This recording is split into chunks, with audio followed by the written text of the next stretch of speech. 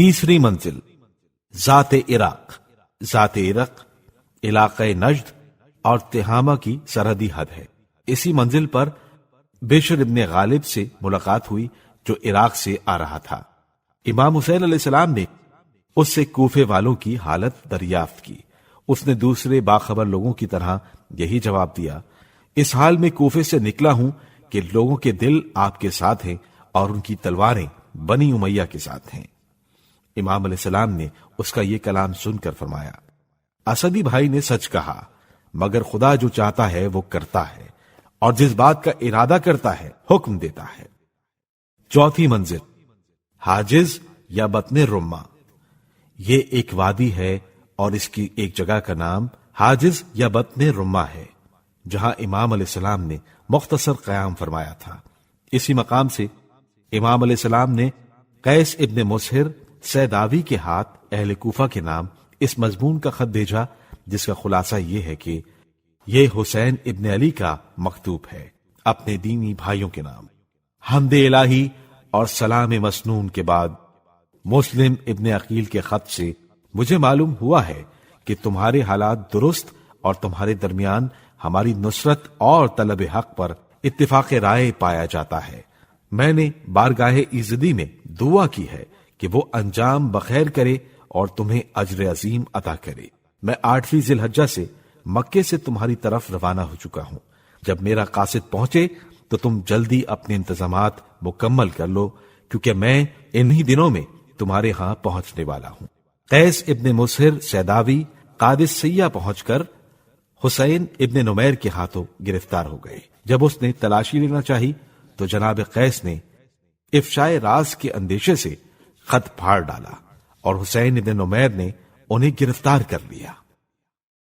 قیس ابن مسہر سیداوی کی شہادت۔ حسین ابن نمیر نے حضرت قیس ابن مسہر کو گرفتار کر کے عبید اللہ ابن زیاد کے پاس بھیجا۔ عبید اللہ ابن زیاد نے حضرت قیس سے اس خط کے بارے میں پوچھا۔ اس پر جناب قیس نے کہا، وہ میں نے پھاڑ دیا۔ ابن زیاد نے پوچھا، کیوں؟ جناب قیس نے فرمایا، تاکہ تم کو پتہ نہ چلے کہ اس میں کیا تھا۔ ابن زیاد نے کہا کہ اگر مجھے نہیں بتاتے تو بس منبر پر جاؤ، کذاب ابن کذاب پر لعنت بھیجو۔ اس کے بعد حضرت قیس منبر پر گئے، حمد الہی اور رسول اللہ صلی اللہ علیہ وآلہ وسلم پر درود و سلام بھیجنے کے بعد عبید اللہ ابن زیاد اور اس کے باپ پر لعنت کی اور علی امیر المومنین علیہ السلام پر درود بھیجا، پھر کہا، اے لوگو، بے شک حسین ابن علی خدا کی سب سے بہترین مخلوق ہیں اور وہ فاطمہ بنت رسول اللہ کے فرزند ہیں۔ اے لوگو، مجھے حسین نے تمہاری طرف بھیجا ہے، وہ سرزمین حاجز پر ہیں، ان کی طرف جاؤ اور ان کی نصرت کرو۔ اتنے میں قیس کو منبر سے اتار لیا گیا اور ابن زیاد نے حکم دیا کہ قیس کو دارالامارہ سے نیچے پھینک دیا جائے۔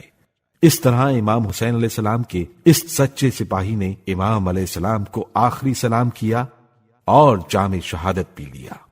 جب حضرت امام حسین علیہ السلام کو حضرت قیس کی شہادت کی خبر ملی تو امام علیہ السلام نے قرآن کی اس آیت کی تلاوت کی، فَمِنْهُمْ مَنْ قَضَى نَحْبَهُ وَمِنْهُمْ مَنْ يَنْتَظِرُ۔ پس کچھ ایسے ہیں جو جان دے چکے اور کچھ منتظر ہیں۔ یہ بات بھی ذہن نشین رہے کہ بعض مورخین نے اسی مقام سے جناب عبداللہ ابن یقطر کے بطور قاصد روانہ ہونے کو بیان کیا ہے۔ جناب قیس ابن مسہر اور عبداللہ ابن یقطر کے واقعات روانگی، گرفتاری اور شہادت کی کیفیات کو ایک جیسا ہی بیان کیا ہے۔